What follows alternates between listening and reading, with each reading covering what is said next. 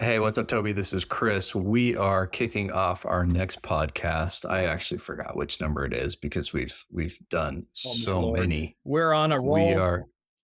are we have been consistent, and this is podcast This is our number next 6. best podcast. This is our next best podcast. You know how I'm an official podcaster? Let me just tell you. Yeah. And what is I am an it? official. I I first of all, the podcast is not making money, so let's just start there Check. because Good. I bought a new mic. Did I need a new mic? No, but I wanted to feel like a podcaster. Yeah. And if I had to buy a new mic, I should at least buy a mechanical keyboard so I could maybe feel like a developer. Sure. Clickety clack. So Yeah. so process debt is it's not quite taking me into debt, but we're not necessarily making money. Chris, I think we file this in the dress for the job you want. Category. Oh, Huh? I like it. Yeah. That's I it. like it. I'll have to get some sound panels and we'll be good to go. Totally. You can't put a price tag on living the dream. No, you cannot. All right. Today's topic, we were talking about debt in general and debt of the process kind. So you run up a really good comment on just how not all debt is bad. No, I think I think if we step away from the specifics of the process for a second, and God knows we only have a second with these 5-minute podcasts, but Yep. there's an entire world of valuable and powerful uses for Yep. that, whether it's managing your monthly spend with a credit card that you pay off every Yep. month, right? Yeah. Or being able to leverage into a home, and Yeah. a mortgage allows you to do that versus having to save up $1.7 trillion for a down Yeah. payment, right? So, Absolutely. so there's mechanisms where debt is a healthy and a positive thing. And Yeah. we often keep those kinds of debt only in the financial category, and we don't think about them in the world of technical debt or Yeah. process debt. So, Yeah. so the question that I might raise is when we think about process debt, are we saying that it's inherently inefficient or ineffective? When is some process debt the right kind of debt to bring on in an organization? Yeah.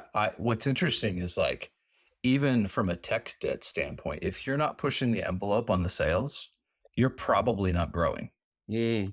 which means if you have the most efficient process in place, the world's going to move on you. Right. And so what's interesting is as you're bringing up debt, I was just thinking like, how much principal do I owe my house? And then I got a little depressed and then I actually was proud of myself because I did not run away. Yeah. But what's Thank you for interesting is staying in the like, room. Yeah. what's interesting is we should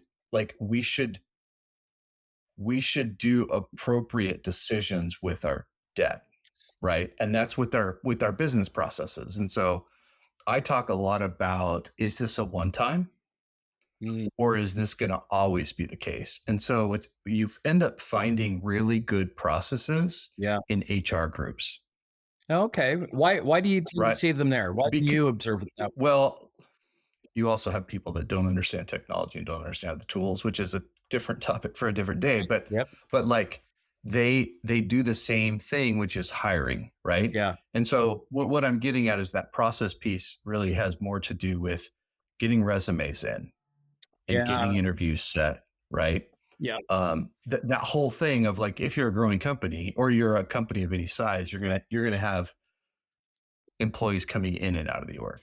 And so that's one of those consistent things where it's like, it should be boring, right? Like it really should be like stupid boring. And that would be a case where that makes sense to invest Yeah. because a debt that you take on should provide some value. I agree. Yeah. It should allow you to access something you couldn't otherwise. I mean, Yeah. Yes. that's the logic of it. It has to be more valuable than the cost. And Yes. so I love the example with HR because it makes me think even more broadly. If these Yeah. are high volume transactions and organizational Yep. success assumes your ability to manage a high volume of activity, those processes eventually have to get hard. Yep. They have to be highly repeatable, which then means we can Yeah. start to automate them, which means we can start to leverage all the tools that we have. But Yeah. if I've never gone to market to hire somebody, I don't know where to place the job ads. The worst possible thing I could do is turn on the feeder system to the interwebs and invite 100,000 candidates into my world. Yeah.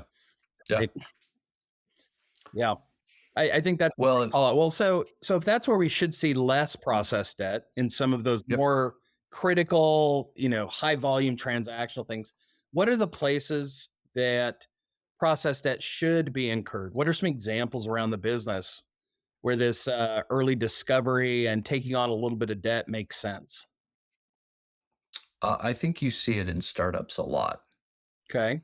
And so where you essentially are just doing everything you can to get sales in the door. I think it makes sense if your company's in a down cycle, right? Where like your priority, like there becomes this almost like I need to survive, Yeah. right? On the cash flow side, I'm not even talking on the process side. I'm just talking like I got to pay my bills. Yeah. Spend less. Then it really should provide all of that focus. Yeah. And I think where I get frustrated and see process debt the most is really when someone at a level wants a report on a process that's not built. Yeah. And so the process gets half baked. And then there's what ends up happening is you have this reporting layer and no one says, hey, look, how much did that report cost? Or there's no cost associated with that. Yeah. And so it's almost like being house poor, Yeah. Yeah. right? Where it's like and it's not it's like I didn't understand that when I bought this house that I would have all the taxes. And I mean, I've got a 4-car garage, so I should get 4 cars, right? So like it's our it's our ability to consume.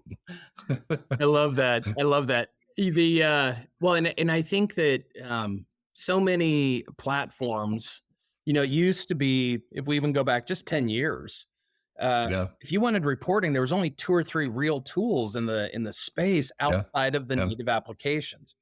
Today, with APIs and in this uh, yeah, absolute boom of data visualization tools, people can see them in very different ways. They can interact yeah, yeah. with the data without having to create Yep, these long-standing reports that are always going to be out of sync. Uh, yeah, so maybe I think that's a great example of where not racing to harden a process makes good yeah. sense. We don't know if it's going to deliver the value we expect. Are there other corners of the business that either shift a lot that come to mind, or that organizations just rarely understand well enough to sufficiently harden them? I think one of the ones that I've thought about a lot has been just around like the QBR process Yeah, the quarterly business where reviews. Okay. yeah, like or any sort of like um monthly or quarterly or annual process. Like maybe not annual, but I would do monthly and quarterly. There should be some underlying architecture or tool that supports that. Mhm. And I think where this kind of goes back to the house analogy is before you buy a house, you always get an inspection, Right. right? Yeah. And one of the pains that we have in process debt is new employees, right? Right. Um, and what can happen is a new employee can come in and they're kind of like the canary in the coal mine that they can basically be that voice of reason. Right. And some of that is just asking how much does this report cost us in human effort? God, I hate that. And then what's the value, right? Like I think, it's interesting.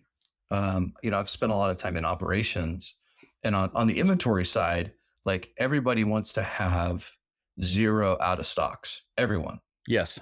but very few Lost people want to revenue. pay the cost to have those kind of stock levels. And so it's this up and down push, like this push and pull. And I think process debt is really similar in that ways. And where there are times where you just have to inspect how much does this cost. And I think one of the things that COVID did to us is our we've gone into this habit of more and more meetings Mm. and more distraction. And so oftentimes we're not just talking the same language. We're not talking the same almost we're just not talking the same. We're not communicating. We're not connecting. Yeah. And so a lot of times we have these we're talking and the other person's listening, but we're actually not solving a real problem or Oh, uh, Chris, or C is a C, getting a C on the test is good enough, right? I I'm gonna put a pin in that. Leave that as a cliffhanger. Oh, Thank you for joining us for our 5 + 5 5-minute oh, podcast. Join us for the next one. oh, I want I to like I it. want to drill into this communication. What's the value of 6 hours of meetings a day? Is that Yeah. process or is that dead or is that just squirrely? All right. Thanks, buddy. All right. Thanks, man. Thanks for your time.